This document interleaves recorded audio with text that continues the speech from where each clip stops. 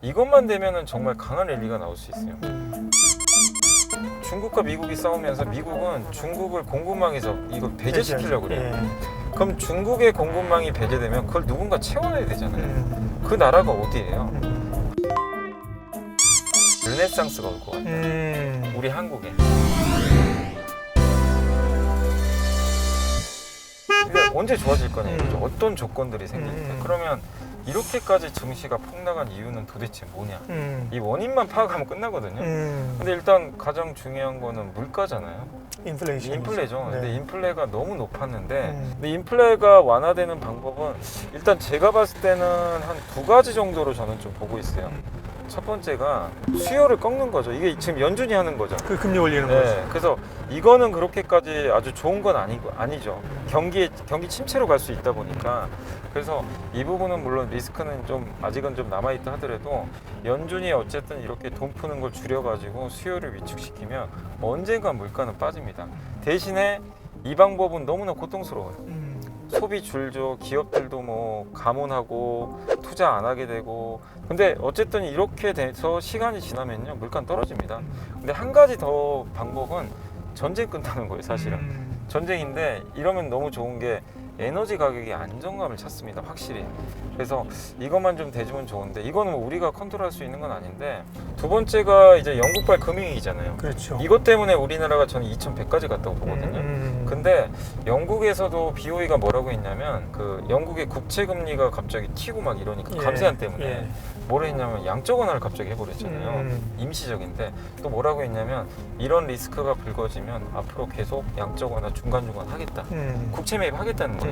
근데 이게 좋은 뉴스죠. 왜냐하면 영국 리스크가 터질 때마다 그냥 방관하지 않겠다. 개입을 해주겠다.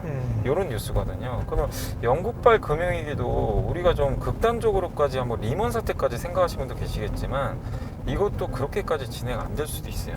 이미 이제 영국 정부가 그렇게 하기로 했고 또 거기다가 그 이번에 새로운 그 이름이 저 기억 안 나요. 재무장관 있죠. 새로 취임한. 어쨌든 감세한 철회를 발표를 해버렸죠. 그러니까 시장과 소통하겠다는 거예요. 그 사람이 뭐라고 했냐면 기자회견에서 영국의 정부가 지금 가장 그 핵심적으로 할 거는 금융시장의 안정에 있다.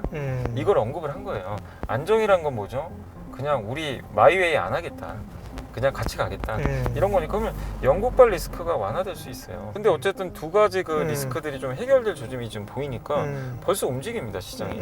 그렇다는 거는 이런 것들이 지금 단기에 끝날 이슈는 아니라고 저는 보거든요. 그러면 적어도 지금 레벨보다는 좀 높은 구간에 있을 것 같고 근데 한 가지 좀 아쉬운 게 이것만 되면은 정말 강한 랠리가 나올 수 있어요. 중국이 제로 코로나 푸는 거. 근데 이건 안 풀더라고요. 지금 분위기 봐서는 내년 초까지는 좀 이어질 거는 같아요. 네. 그리고 어쨌든 그런 트리거들이 나오기 시작하면 시장은 눌렸던 게 튀어오를 수 있다는 튀어오른다. 말씀이잖아요. 왜냐하면 지금 왜 이 말씀을 드리냐면 너무 비관론에 좀 쓰지 마시라는 게 그런 비관론들 때문에 어쨌든 가격이 이게 반영이 돼가지고 거의 너무 많이 빠진 거예요. 상당 부분 조정이 됐는데. 근데 여기서는요 희망의 뭔가 트리가 조금이라도 생기잖아요. 급등이 한 번씩 나와요. 그래서 워런 버핏도 그 얘기 한번 했었잖아요. 자기는 비관론을 좋아하는 게 아니라 비관론이 만들어준 가격 때문에 좋아한다. 왜냐하면 싸지니까. 비관론 때문에 가격이 싸지잖아요. 그래서 그런 걸 되게 좋아한다고 그런 언급을 했더라고요. 그러니까 지금이 좀 그런 시기가 아닌가 그렇게 좀 보고 있습니다. 그러면 그런 것들을 반영하고 시대 정신을 반영해서 사실은 뭐 탄소 제로 이런 건 원래 또 시대 정신인데 그런 게 이제 지금 러우 사태가 좀 땡기는 거잖아요. 맞습니다. 뭐 2차 전지, 전기차도 마찬가지고 좋게 보시는 쪽은 어느 쪽이에요? 그래서 제가 산업 분석 보고서를 왜 보냐면요. 그 많은 시간 들여가지고 이 애널리스트 분들이 자기 영혼을 갈아넣어서 그 분석에 쓴 거거든요. 대충 절대 안 써요. 근데 지금 당장 좋은 걸 쓴 게 아니잖아요.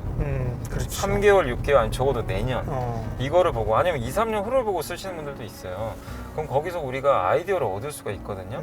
그래서 저도 이제 요즘에 보고서 보면서 좀 느끼는 게 결국엔 그 지금 시장 자체가 많은 그 뭐 기업도 마찬가지고 정부도 지금 경기 침체가 온단 말이에요. 그렇죠. 그러면 기업 입장에서는 당연히 이익이 감소할 거고 그 다음에 정부 입장에서는 무슨 일이 발생한 GDP가 감소할 거란 말이에요. 이거를 증가시켜야 돼요. 증가시킬 수 있는 방법 중에 하나가 지금 소비가 안 돼요. 그럼 소비 말고 투자 쪽으로 유인을 해가지고 그래서 미국도 인플레 감축법을 통과시킨 이유가 대규모 공사가 들어가잖아요. 뭐 2차 전지라든가 신재생 고용이 창출됩니다. 그러니까 이게 고육주책이에요 사실은. 근데 지금은 그렇게까지밖에 저는 될 수 없다고 봐요. 근데 이게 세계적인 강대국 두 개가 하잖아요. 유럽, 미국. 네. 정책적으로 밀어붙이죠. 네. 그러면 여기는 수요가 당연히 창출돼요. 근데 이런 환경에서 우리나라 기업들이 너무나 경쟁력이 높은 기업들이 많잖아요. 근데 여기에 또 한 가지 덧붙이면은 중국과 지금 미국이 싸우다 보니까 이거 다 연결이 됩니다. 무슨 얘기냐면은 중국과 미국이 싸우면서 미국은 중국을 공급망에서 이거 배제시키려고 그래요. 그럼 중국의 공급망이 배제되면 그걸 누군가 채워내야 되잖아요. 그 나라가 어디예요? 한국이에요. 한국은 중국의 제조업과 경쟁을 치열하게 합니다. 대표적으로 CATL과 LG엔솔, 하나솔루션도 있지만 중국의 태양광에서도 엄청나잖아요. 근데 그 역할을 하나솔루션이 또 대신해 줄 수가 있는 거거든요. 그래서 저는 중국의 공급망 배제 이슈와 맞물려 가지고 지금 앞으로 한국의 제조업체들이 중국이 못하는 거를 한국이 해주면 되거든요. 이건 유럽도 해당돼요 사실은. 유럽도 이번에 유럽과 중국이 되게 서로 사이가 되게 좋았던 거 알고 계실 거예요. 근데 유럽과 중국이 조금씩 척이 지기 시작했어요 사실은. 이번에 그 우크라이나 전쟁 이슈 때문에 또 시진핑 주석의 그 3연임도 사실은 이제 유럽 입장에서 봤을 때는 이제 너무 독재 아니냐 이렇게 좀 받아들일 수 있다 보니까 그럼 이제 미국의 공급망 이슈에 유럽도 조금씩은 가담할 가능성이 높거든요. 그러면 결국 뭐예요? 이번에 그래서 무슨 일이 있었냐면 유럽의 노스볼트라는 회사가 배터리를 만드는데 원래 중국산 배터리를 좀 썼나 봐요. 근데 물론 품질이 좀 안 좋은 것도 있었는데 그거를 좀 한국산으로 교체한다는 얘기도 좀 조금씩 나오더라고요. 중국산보다는. 그래서 좀 부담을 느꼈던 것도 같아요. 그럼 결국 중국의 제조업과 손잡았던 이런 유럽의 기업들마저도 점진적으로 한국과 손잡을 가능성이 높다. 네. 제가 예전에 그 이선엽 부장님이 방송에서 이 얘기를 하시더라고요. 뭐라고 표현해요? 너무 정말 좋은 표현 같은데 제조업 르네상스가 올 것 같다. 우리 한국에. 근데 제조업 르네상스가 진짜 저도 온다고 저는 동의를 해요. 지난 10년간은 여러분도 아시겠지만 무형제 시대였어요. 미국 나스닥 중심으로 한. 그죠? 뭐 구글, 뭐 애플이라든가 이런 기업들이 빅테크 기업들이 이끌었잖아요. 눈에 안 보이는 거죠. 근데 이제 그런 산업이 앞으로 10년을 주도하는 것보다는 테슬라 같은.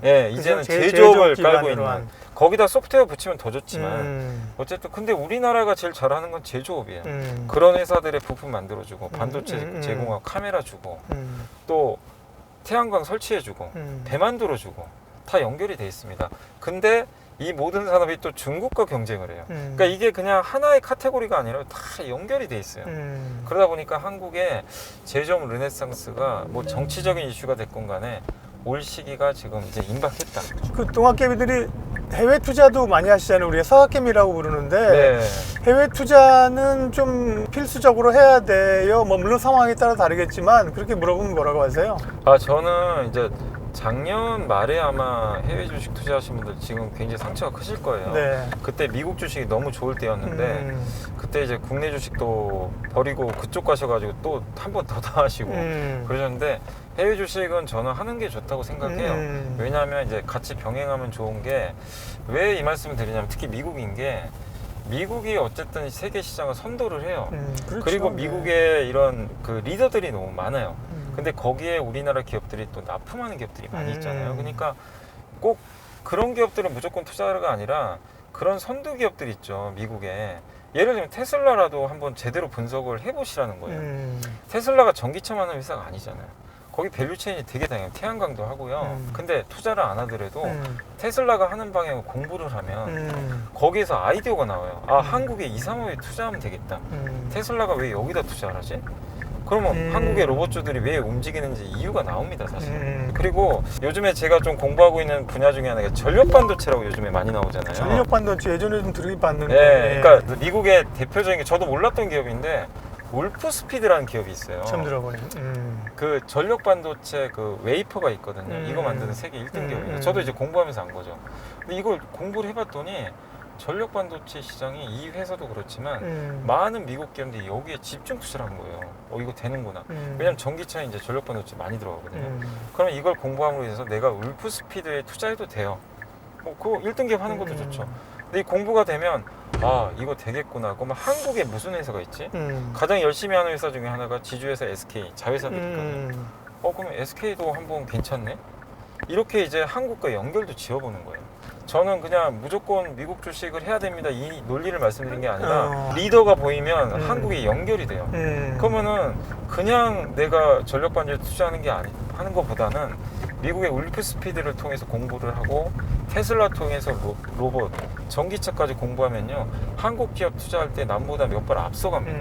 그러니까 몇 번 앞서가는 투자를 저는 할 수 있는 게 이런 미국 기업에 대한 공부라고 생각을 하거든요. 그래서 저는 꼭 하셨으면 좋을 것 같아요. 네. 정말 주식 떨어지면 속상해. 투자자들은 그렇게 좀 특별히 힘들어할 상황, 힘들어할 그런 투자자들에게 그걸 좀 이기는 방법이 있을까요?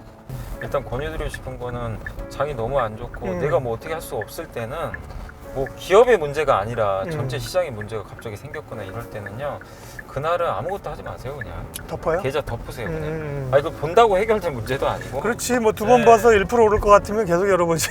오히려 더 짜증만 나요. 그래서 다음 날까지도 연관이 되니까 차라리 그날은 계좌를 덮으시고 자기 그냥 하고 싶은 거 스트레스 풀 거 그냥 하세요. 저도 여러분들 권유드리고 싶은 거는 그날은 힘들면 그냥 하지 마세요. 굳이 억지로 뭐하러 하세요. 그러게.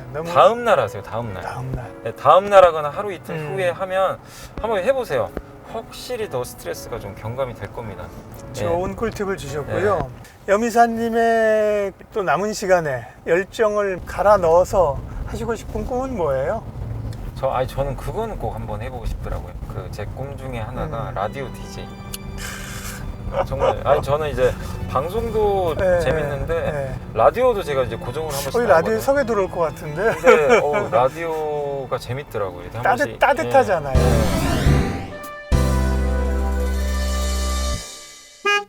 너무 행복한 여행을 했고요. 또 가시기 전에 저희가 선물을 준비했는데. 선물이요? 선물 뽑기가 있어요.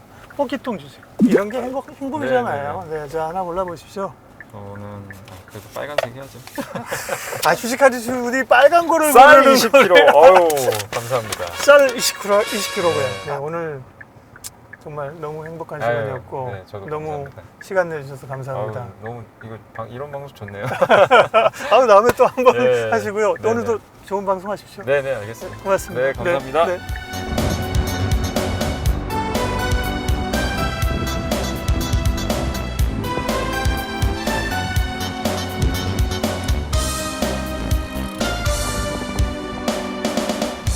오늘의 게스트 염블리 염승환 이사님을 목적지까지 무사히 시간 맞춰서 모셔다 드렸습니다.